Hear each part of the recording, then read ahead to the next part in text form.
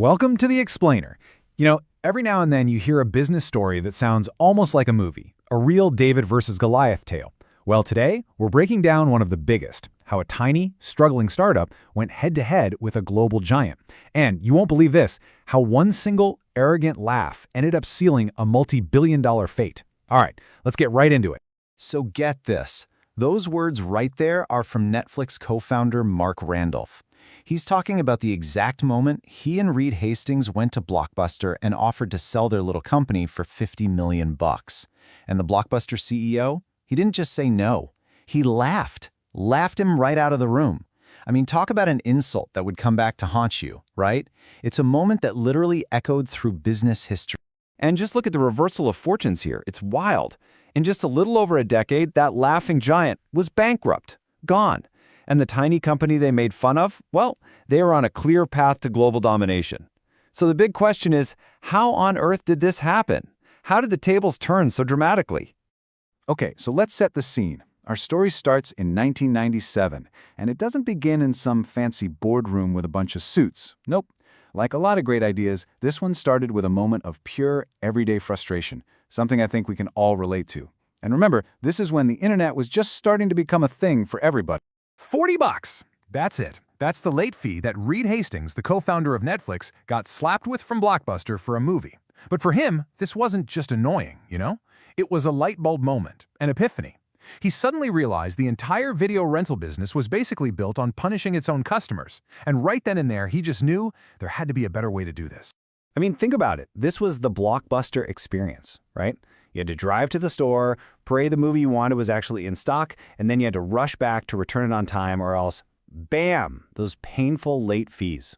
Hastings and his co-founder, Mark Randolph, they looked at all this hassle, all this inconvenience, and they thought, the internet can fix this. It can solve all of it. They just needed to figure out the how. So, their very first idea was actually to mail VHS tapes. Seems logical, right? But they almost immediately slammed into this huge roadblock, a problem so big it nearly killed the whole company before it even got off the ground. The problem was pretty simple when you think about it. VHS tapes, they're heavy, they're bulky, they break easily, and they were just way too expensive to mail back and forth. The whole business model was basically a non-starter. It just didn't work. But then, a brand new piece of tech showed up that changed absolutely everything. I'm talking about the DVD. The DVD, that was the missing piece of the puzzle. It was light, it was super cheap to mail, and it was pretty durable. And suddenly this allowed them to create this incredibly simple, elegant system. A system that got rid of every single thing that made going to Blockbuster a pain. No driving to a store, no rushing to return it, and the best part, no more late fees. Okay, so now they had the idea. They set up shop on a total shoestring budget. We're talking secondhand furniture and everything. They launched their website. They even had this little bell that would ring every time an order came in. But yeah, success was not exactly just around the corner. It was going to be a lot tougher than they imagined. And pretty quickly, they found a massive flaw in their business model.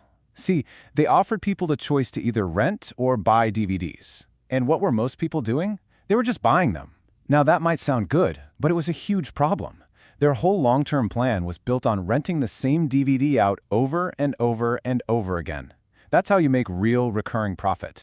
And if that wasn't bad enough, their attempts to actually get people to rent were a total disaster. They had this one promotion where they put free rental coupons on the boxes of new DVD players. Great idea, right? Except they realized the coupons were stuck to the outside of the box, so anyone could just walk by and peel them off without buying a thing. It was just a mess. They were burning through cash like you wouldn't believe. So they were running out of options. They were running out of money, fast. In a pretty desperate move, Hastings and Randolph decided, okay, let's go talk to our biggest rival. They cooked up a really bold proposal. The pitch was basically a partnership. They said, look, we're the scrappy, internet-savvy startup. Let us become the engine for Blockbuster.com. We'll handle the whole mail order thing. You guys focus on your stores. On paper, it really did seem like a win-win for everyone. And what was the asking price? $50 million. Just think about that for a second. $50 million for the company that would one day be worth hundreds of billions.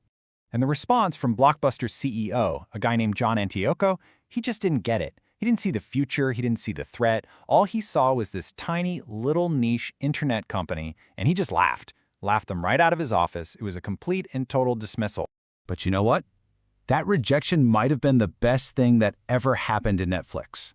Sure, they were humiliated, but they were also more determined than ever. They flew home with a brand new mission. They were going to go after Blockbuster and hit them right where it hurt the most. And here's the number you really need to see. $800 million. That's how much Blockbuster was making every single year from late fees, from punishing their own customers. It was a massive part of their profit, sure, but it was also their Achilles heel, their biggest weakness, and Netflix saw it. They saw this huge opportunity to build a business model that was the complete opposite, one that was all about making customers happy. And that's how the modern subscription model was born.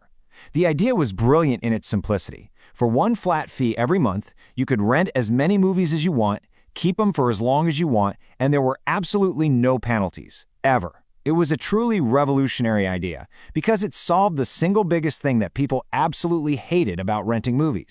And the response? It was immediate. It was staggering. I mean, on the very first day they pushed this new subscription plan, 90%, 90, of the people who saw the offer signed up. Right then and there. They'd finally found it. This was their killer idea. From that moment on, really, the writing was on the wall. Blockbuster was stuck in what's called the innovator's dilemma. The very thing that made them so much money, those late fees, was the exact thing that was going to kill them. And, while Blockbuster was stuck, Netflix was just relentlessly focused on what was next. First, they perfected the whole DVD by mail thing, and then they started looking even further ahead, to the next massive shift: streaming.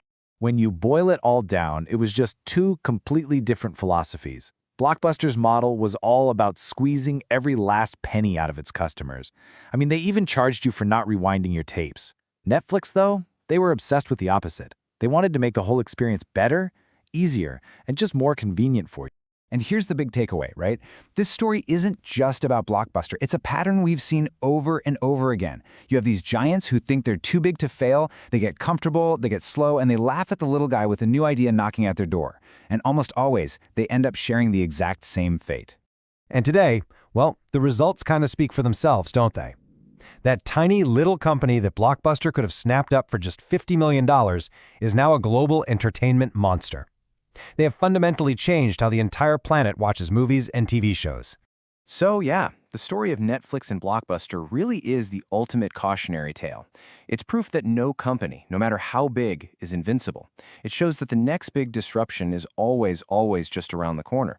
And a lot of the time, it starts with a simple little idea that everyone else is laughing at. Which really just leaves us with one final big question to chew on. Who's next?